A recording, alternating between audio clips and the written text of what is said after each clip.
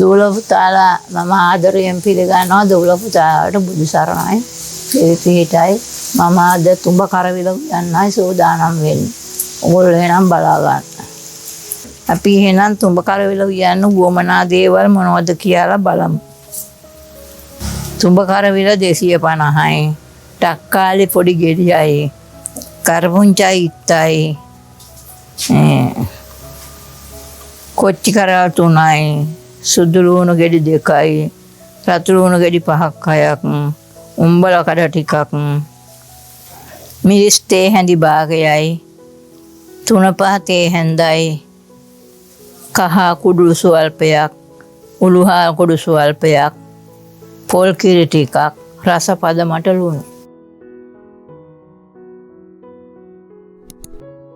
අපි දැන් මේවා සාදා ගන්න හදන්නේ. සාදා ගන්න ආකාරය බලන්න.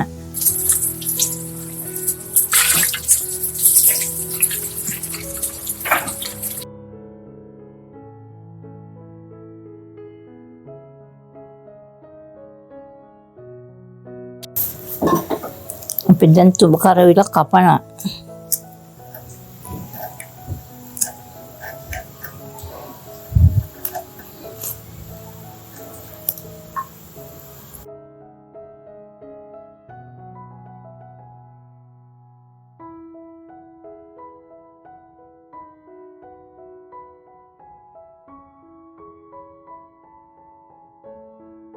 කරවිල හොදලා කපාලා ඇටාස් කරලා මේ ඒ කරවිල තමයි දැන් තියෙන්නේ.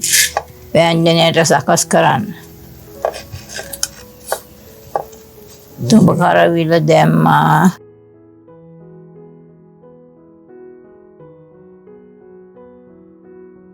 කරපුංච දැම්මා.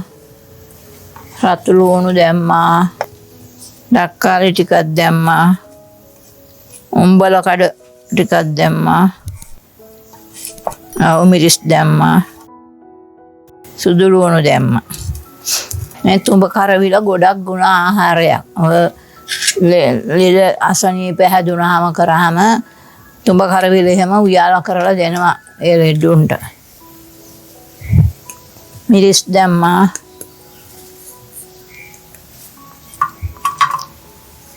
මිරිස් සුවල්පයයි 3-5 තේ හැඳයි. කහ සුවල්පයයි.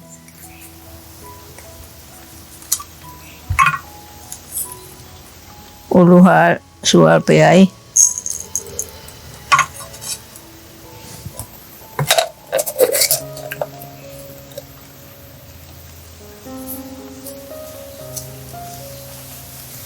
රසපද මට ලුණු. පොල් කිරි. පොල් බෑ භාගයක පොල් කිරි.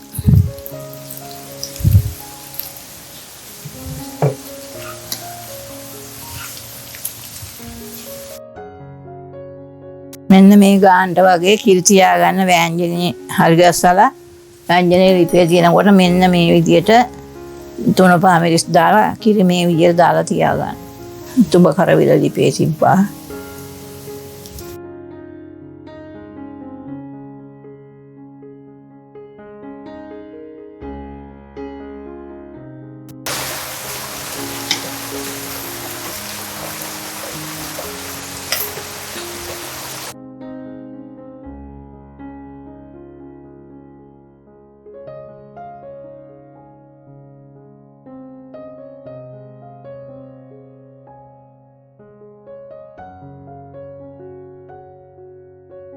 තුඹ කරවිල ව්‍යංජනේ ලිපේ තියාලා දැන් විනාඩි 10ක් විතර වුණා. දැන් තැම්බිලා තියෙන්නේ. අපි දැන් බා ගන්නයි සූදානම් වෙන්නේ.